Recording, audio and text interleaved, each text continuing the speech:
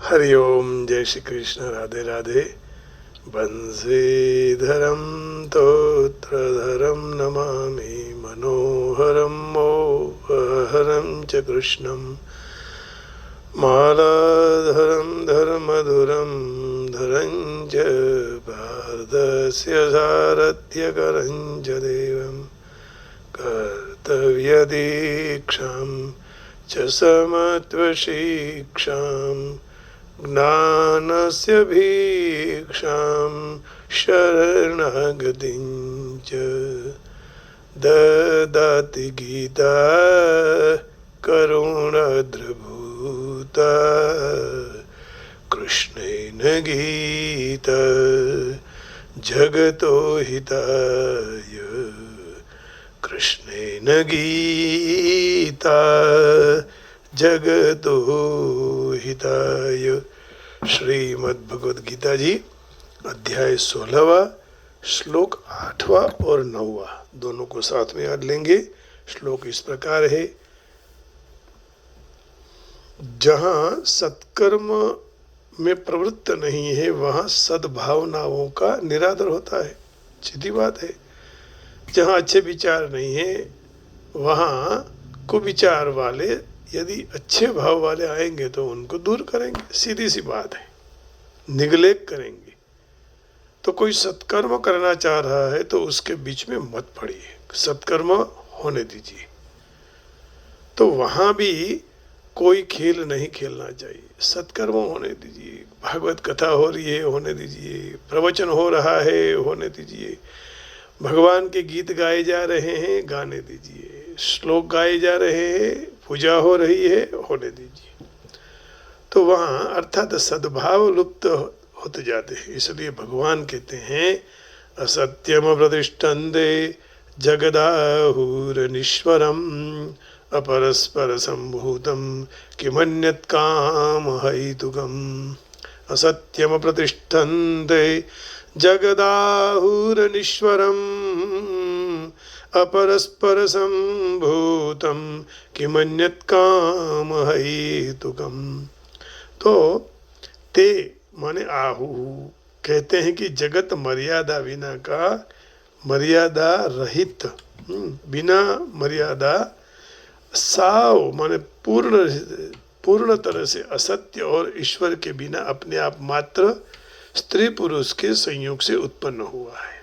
इसीलिए केवल काम ही उनका कारण है, और के सिवाय दूसरा क्या कारण है? दूसरा कोई कारण हो ही नहीं सकता है। ते कया करे छे कौन? जो आसुरी वृत्ति वाले हैं वो कहते हैं कि जगत मर्यादा रहित है, साव असत्य और ईश्वर विना आप मेरे मात्र, ईश्वर के कृपा से नहीं, भगवत कृपा से नहीं, स्त्री पुरुष से संयोग से यह जगत उत्पन्न हुआ है। इसीलिए केवल काम ही उनका कारण है, भोग ही कारण है। इसके सिवाय दूसरा क्या कारण हो सकता है? दूसरा कोई कारण है ही नहीं। असत्यम प्रतिष्ठन्ते जगदाहुरनीश्वरम अपरस्पर संभूतम किमन्यत् कामहैतुकम्। और बात भी सही है, जहाँ पाप है वहाँ ऐसे ही विचार आएंगे। हमारे हिंदू धर्म में शादी केवल भोग के लिए नहीं है, लेकिन भगवत प्राप्ति के लिए शादी है। और दोनों दंपत्ति मिलकर, जैसे मनु और शत्रुपा ने भगवान का भजन किया, भगवान को प्राप्त हो गए। भगवान खुद वहाँ जन्म लिए, राम जी, क्योंकि दूसरे जन्म में मनु और शत्रुपा दशरथ और कौशल्या हुए, और वहाँ कौशल्या नंदन राम पधारे। तो केवल भोग के लिए नहीं है। हमारा जनरेशन हो, उस जनरेशन से पिंड देने वाला हमारे परिवार में आए, यही भावना है। तो असत्यम, तो इसका इंग्लिश में क्या भाव है? भाव माने ट्रांसलेशन क्या है ये बता देंगे। अब इसमें ये कह रहे हैं, असत्यम प्रतिष्ठन्ते जगदाहुरनीश्वरम अपरस्पर संभूतम किमन्यत् कामहैतुकम्। Men of demonic disposition say this world is without any foundation, absolutely unusual and godless, brought forth by mutual union mutual union of the male and female, and hence conceived in lust what else than this।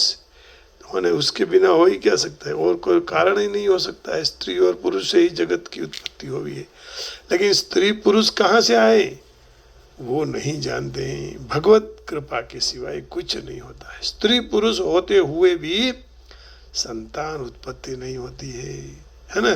कभी कहाँ स्त्री ही बच्ची पैदा हुई, कहाँ बच्चा पैदा हुआ, कहाँ कुछ भी नहीं पैदा हुआ। होने के बाद भी वो बच्चियां हमें सुख नहीं दे पाती हैं। तो जगत परमात्मा के हिसाब से ही उत्पन्न होता है। जगत के कारण भगवान है ना। वंदे देव उमापतिम सुरगुरुम वंदे जगत कारणम। जगत के कारण रूप भगवान है। वंदे पन्नग भूषणम मृगधरम वंदे पशूनाम पतिम। तो जगत कारण प्रभु है। तो they say that this world is unreal, unreal, with no foundation, no God in control. They say it is produce of the sex desire and has no cause other than lust. They say, they कौन? आसुरी वृत्ति वाले, demonic thinker. They say that this world is unreal, with no foundation, no God in control. They say it is produce of sex desire and has no cause other than lust. माने शादी उसी के लिए नहीं होती है, परमात्मा भगवत प्राप्ति के लिए दोनों साथ में मिलकर भगवान का भजन करे, भगवान आते हैं। तो आसुरी स्वभाव वाले पुरुष कहा करते हैं कि जगत असत्य है, उसमें कोई भी बात सत्य नहीं है। उसमें दान, यज्ञ, तप, ध्यान, स्वाध्याय, तीर्थ, व्रत आदि शुभ जो कर्म किए जाते हैं वो उनको भी सत्य नहीं मानते हैं। उनको वो एक बहकाट माने बकवास है, सब गलत है, पैसों के लिए सब ब्राह्मण लोग कर रहे हैं, ऐसा उनका सोचना है। पापवंत कर सहज सुभावु भजनु मोर ते ही भावन काऊ। उनको भजन अच्छा नहीं लगता है। पापवंत करे सहज सुभावु भजनु मोर ते ही भावन काऊ। पापवंत कर सहज सुभावु भजनु मोर ते ही भावन काऊ। तो संसार में आस्तिक पुरुषों की धर्म, ईश्वर और परलोक, पुनर्जन्म आदि में श्रद्धा होती है। मरने के बाद फिर जन्म होगा, चाहे मृत्यु लोक में हो, चाहे अन्य लोक में है, चाहे मनुष्य, पशु, पक्षी आदि कोई योनि विशेष में हो, तो सब परलोक में ही जाते हैं। परंतु आसुरी मनुष्य धर्म, ईश्वर आदि में श्रद्धा नहीं रखते हैं। इसलिए वो ऐसा मानते हैं कि संसार में अधर्म, अधर्म, पुण्य, पाप आदि की कोई प्रतिष्ठा और मर्यादा नहीं है। इस जगत वो मालिक बिना का है, लेकिन सबका मालिक भगवान कृष्ण है, राम है, शिव है, बाबा लोग नहीं है। अर्थात इस जगत को रचने वाला, उसका शासन करने वाला, यहाँ किए हुए पाप पुण्यों का फल देने वाला कोई ईश्वर नहीं है, ऐसे अनीश्वरवादी कहते हैं। अनीश्वरवादी का तात्पर्य है आसुरी संपत्ति वाले ईश्वर को नहीं मानते हैं। प्राप्तौ सत्याम निषेधा। इस न्याय के अनुसार सिद्ध होता है कि सत्ता तो ईश्वर की ही है। वो माने या न माने, न मानने से क्या फर्क पड़ेगा कि भगवान नहीं है, परंतु वे स्वीकार नहीं करते हैं। ईश्वर की सत्ता मानने न मानने से वे अपार चिंताओं से घिरे हुए रहते हैं। इसी श्लोक के 11वें श्लोक में चिंताम परिमेयं च प्रलयन्तामुपाश्रिता कामोपभोग परमा एतावदिति निश्चितः। वे मृत्यु पर्यंत रहने वाली अपार चिंताओं का आश्रय लेने वाले, पदार्थों का संग्रह और उनका भोग करने में लगे रहते हैं, और जो कुछ भी है इतना ही सुख है ऐसा निश्चय करते हैं। चिंता विघ्न विनाशिनी, चिंता माने चिंतन, विघ्न को दूर करने वाले हैं, लेकिन चिंता हमारे सब विघ्नों को खड़ी कर देती है।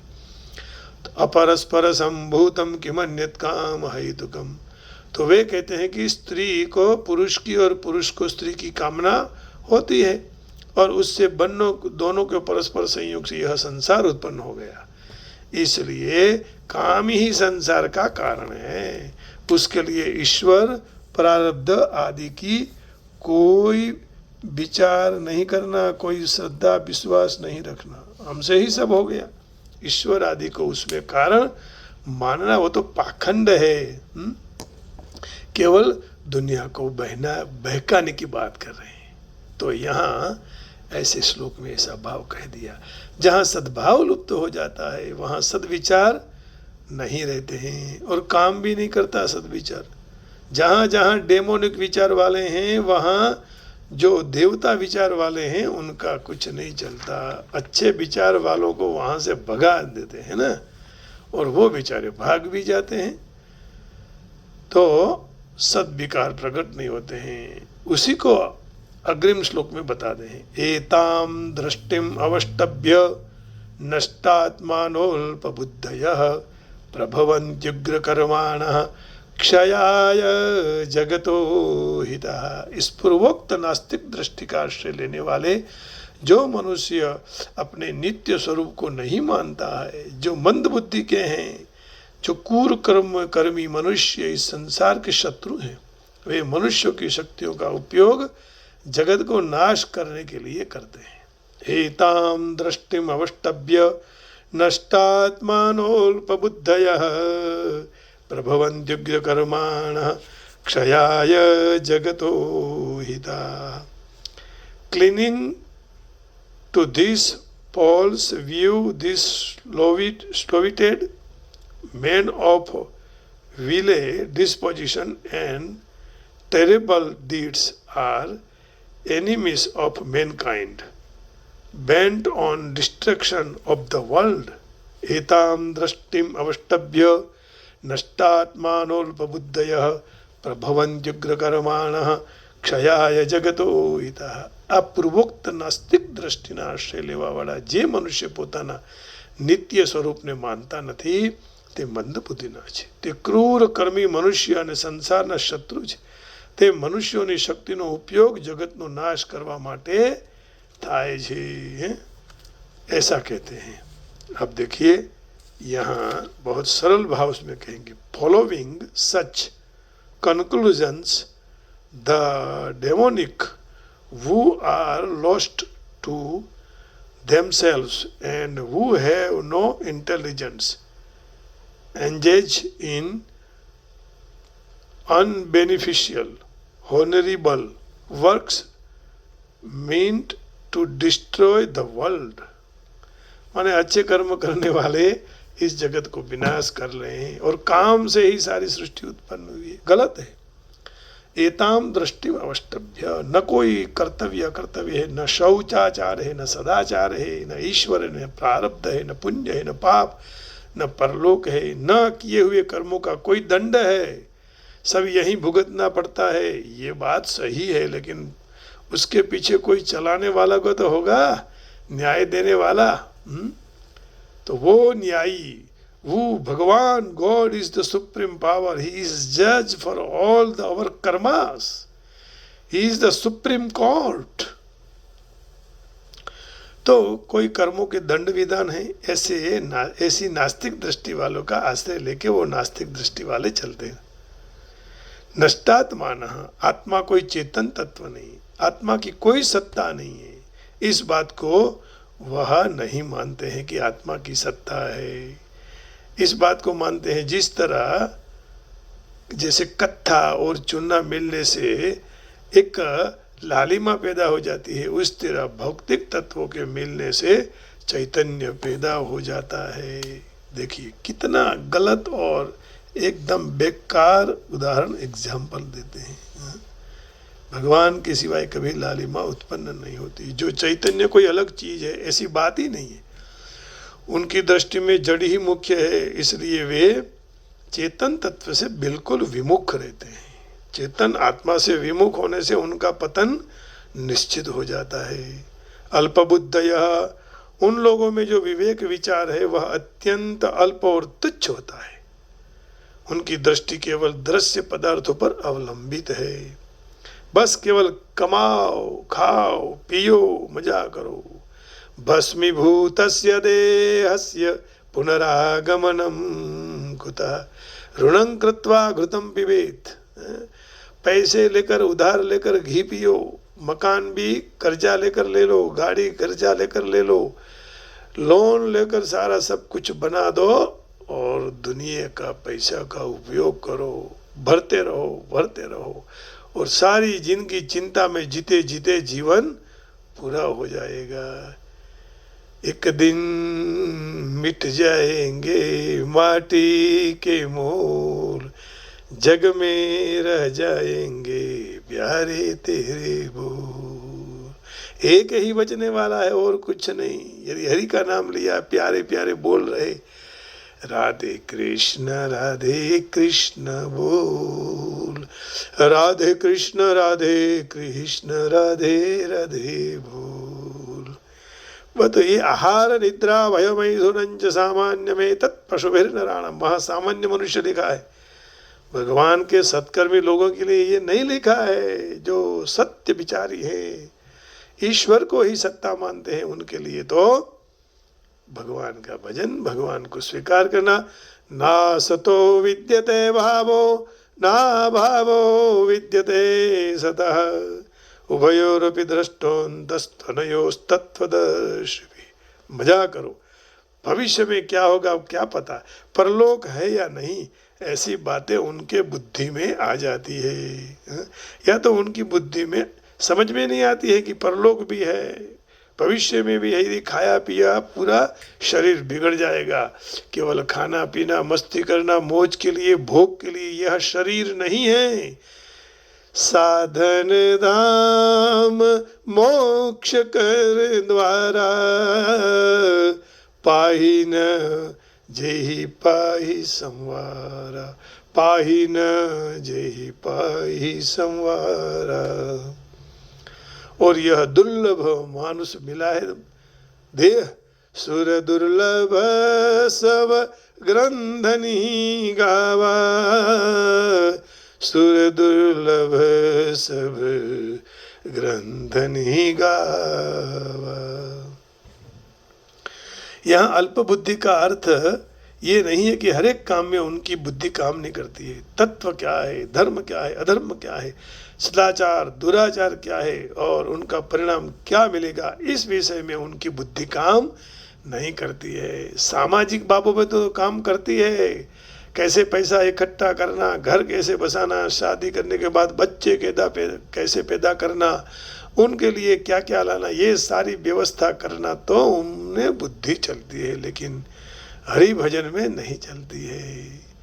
होई न भजनु तामस देहा। लेकिन भगवान तो सबके दुख दूर करते हैं ना। बिरदु संभारी मम संकट, हरहूँ सब भारी। सीताराम चरण रति मोरे, अनुदिन बढ़ऊ अनुग्रह तोरे। हर रोज प्रभु के, सीताराम जी के चरण में हमारा मन रहे और भक्ति बढ़े, यही तो सत्य विचार है, सत्य विचार की धाराएं हैं। यही बुद्धि का लक्षण है सच्चा। भगवान में मय्येव मन आधत्स्व मयि बुद्धिं निवेशय, निवसिष्यसि मय्येव अत ऊर्ध्वं न संशयः।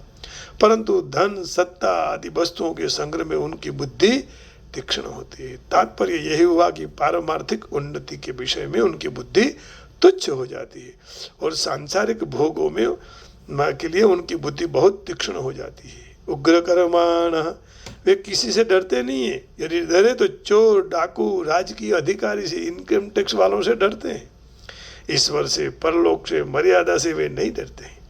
ईश्वर और परलोक का भय न होने से उनके द्वारा दूसरों की हत्या और बड़े बड़े भयानक काम भी होते हैं। अहिता, उनका स्वभाव खराब होने से दूसरों का अहित, दूसरों को नुकसान पहुंचाने में ही लगे रहते हैं।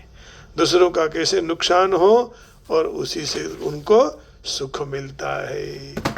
जगतः क्षयाय प्रभवन्ति, उनके पास जो शक्ति है, ऐश्वर्य है, सामर्थ्य है, पद है, अधिकार है, वह सारा का सारा दूसरों को नाश करने के लिए उपयोग करते हैं। दूसरों को नाश और उनका उद्देश्य है। अपना संपूर्ण स्वार्थ सिद्ध होता है कि आंशिक या तो बिल्कुल सिद्ध न हो, परंतु वे दूसरों की उन्नति सह नहीं सकते हैं। दूसरों को नाश करने में ही उनको सुख मिलता है, अर्थात पराया हक छीन लेना, किसी को जान से मार देना, उसी में ही उनकी प्रसन्नता है।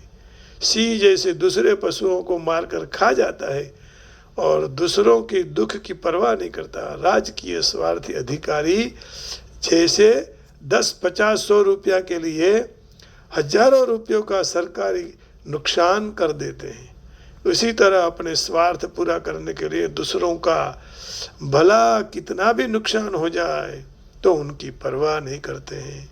तो वह आसुरी स्वभाव वाले पशु पक्षियों को मार कर खा जाते हैं और अपना मात्र अल्प सुख, दूसरों को दुख कितने हुआ इसका विचार भी नहीं करते हैं और दूसरों को दुखी करने में ही लगे रहते हैं।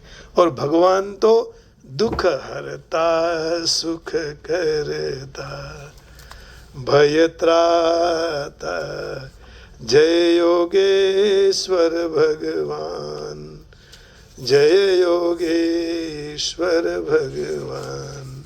देखिए अभी यहाँ प्रभुपाद जी इस विचार में क्या कहते हैं। आसुरी लोक का ऐसा निष्कर्ष है, ऐसे निष्कर्ष पर आ जाते हैं कि यह जगत एक माया जाल है, इसका कोई कारण नहीं, कोई नियामक नहीं, सब मिथ्या है। हाँ, तो उसका कारण प्रकट विश्व आकस्मिक तरह से भौतिक क्रियाओं प्रतिक्रियाओं के कारण उत्पन्न होता है। वो ऐसा नहीं मानते हैं कि ईश्वर ने कोई हेतु पूर्वक इस जगत की रचना की। वो तो उनका अपना खुद का अंगत मत धारण करते हैं कि जगत अपने आप उत्पन्न हुआ है, इसके पीछे कोई ईश्वर का हाथ नहीं है। इसमें विश्वास करने का कोई कारण ही नहीं है। मन जड़ पदार्थ है, आत्मा और उसमें कोई भेद नहीं है। परम आत्मा को स्वीकारते नहीं है। उनके मत में हर एक वस्तु मात्र पदार्थ है। संपूर्ण जगत माने अज्ञान का पिंड है। उनके मंतव्य के प्रति प्रत्येक वस्तु शून्य है। जो सृष्टि दृष्टिगोचर होती है वह दृष्टि भ्रम के कारण होती है, ऐसा मान लेते हैं। जिस तरह स्वप्न में हम कितनी वस्तुओं का सर्जन करते हैं उसका कोई अस्तित्व नहीं होता है और जागने के बाद वह स्वप्न है, उसी तरह वैविध्य सबर समग्र जगत अज्ञान का प्रदर्शन है। न असुर कहते हैं जीवन एक स्वप्न है, फिर भी वे स्वप्न सुख मानने में बहुत काबिल होते हैं। ज्ञान संपादन किया बिना स्वप्न सृष्टि में ज़्यादा से ज़्यादा वो गुचवाई जाए के ना फंस जाते हैं। ऐसा निष्कर्ष निकालते हैं कि पुरुष और स्त्री के संबंध से बच्चे पैदा होते हैं। इस जगत का कोई आत्मा वगर उत्पन्न थयो छे, कोई आत्मा नहीं है, वो तो स्त्री पुरुष से बच्चा पैदा हो गया। तो मात्र पदार्थ के संयोग से जीव उत्पन्न हो जाते हैं, आत्मा के अस्तित्व का स्थान नहीं है। जिस तरह अनेक जीव प्राणी पसीने में से मृत शरीर में से अकारण उत्पन्न होते हैं, उसी तरह यह सारी जीव सृष्टि दृश्य जगत भौतिक संयोग से प्रकट हो जाती है। इसलिए भौतिक प्रगत इस जगत के कारण रूप है, इसका कोई कारण नहीं है। श्रीमद् भगवद गीता के वचन को नहीं मानते। भगवान तो क्या कहते हैं, मयाध्यक्षेण प्रकृति सूयते सचराचरम। भगवान ये भी कहते हैं मत्तः परतरम नान्यत् किंचिदस्ति धनंजय मयि सर्वमिदं प्रोतम सूत्रे मणिगणा इव। सारा जगत मेरी नजर के मेरी दृष्टि के नीचे गतिशील दिखाई देता है। दूसरे शब्दों में असुरों के जगत का सर्जन का पूरा ज्ञान नहीं है।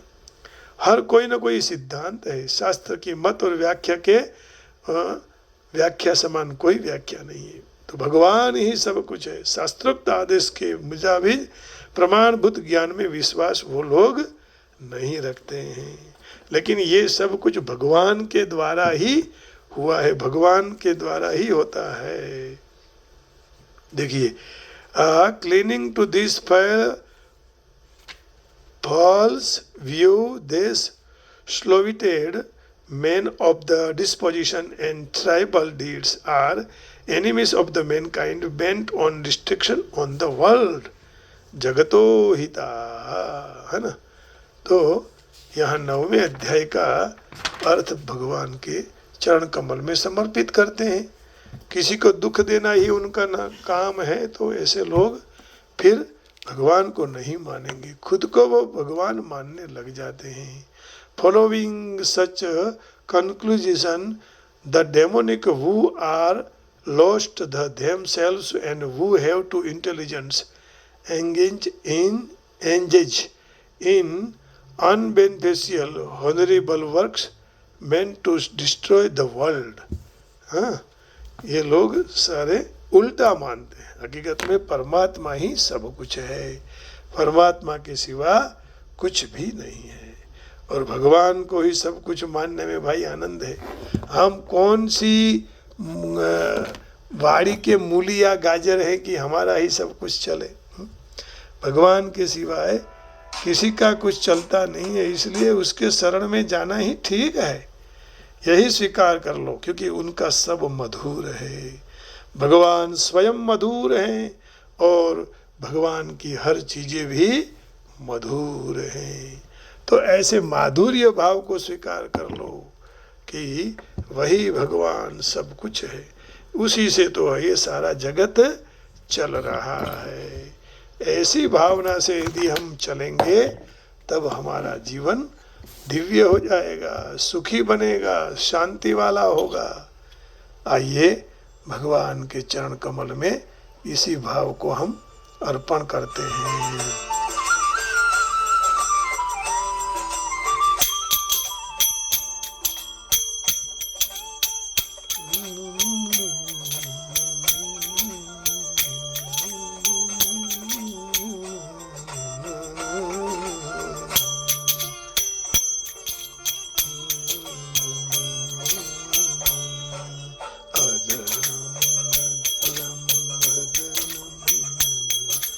नयनं मधुरं हसितं मधुरं हृदयं मधुरं नमनं मधुरं मधुराधिपते रखिलं मधुरं धीपतेरखिलं मधुरं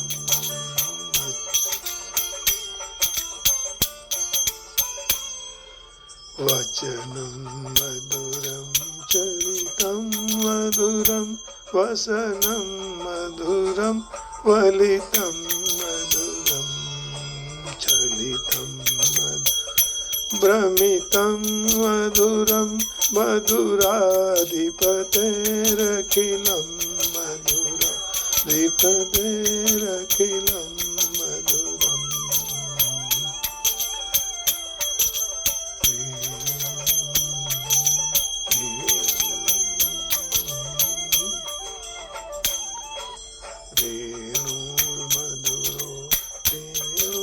मधुरा पाणिर्मधुरा पादौ मधुरौ नृत्यं मधुरं सख्यं मधुरं मधुराधिपतेरखिलं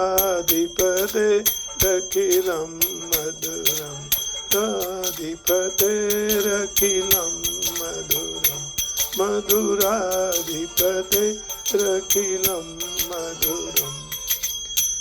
गीतं मधुरं पीतं मधुरं भुक्तं मधुरं सुप्तं मधुरं रूपं मधुरं तिलकं मधुरं मधुराधिपते रखिलं धीपते रखिलं मधुराधिपते रखिलं मधुरं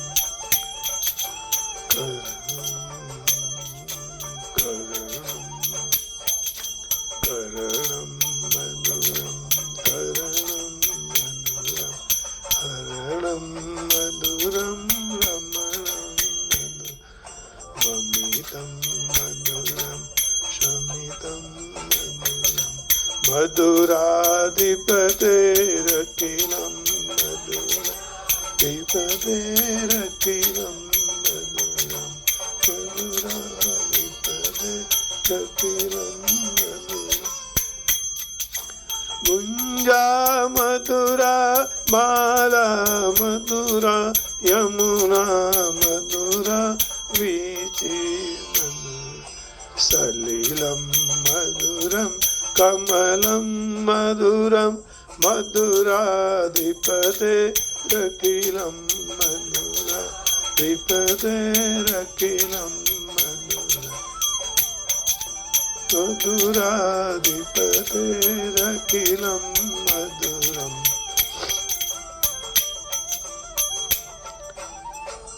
गोपी मधुरा लीला मधुरा युक्तं मधुरं मुक्तं मधुरं दृष्टं मधुरं सृष्टं मधुरं मधुराधिपते रखिलं मधुरं अधिपते रखिलं मधुरं मधुराधिपते रखिलं